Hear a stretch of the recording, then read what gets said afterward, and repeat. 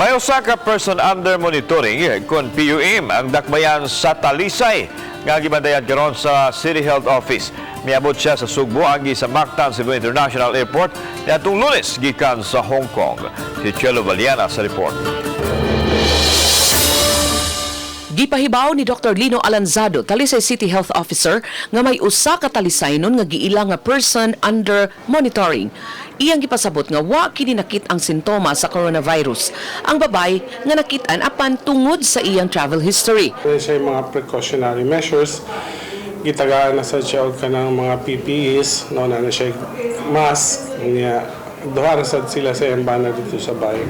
Subay ni ini gipaubos ang pasahero sa home quarantine. Nahatagan na siya og face mask o gidid-an nga makagawas sa ilang Pinoyanan sud sa 14 ka adlaw. Mahuman ang iyang home quarantine sa pagka-Pebrero 18. Hinuon may mga medical personnel gikan sa Talisay City Health Office ang momonitor sa iyang kahimtang. Wa ra hinuoy mga pulis nga magbantay sa panimay sa person under monitoring aron malikayan ang pagtumaw sa kabalaka. Dili sad kay ma-alarm niya ang mga kuan, but the chairman committee on health ng barangay amo na siyang na-inform na sad ang barangay captain.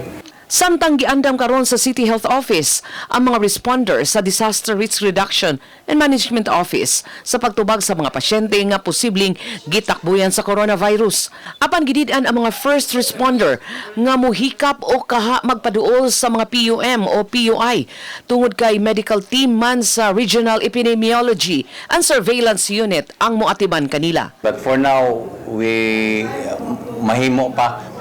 Di sa jud may mag-come in contact sa ato ang mga kuan sa cases. Uban ni Renante Quinones, Chelo Valiena, Balitang Bistak.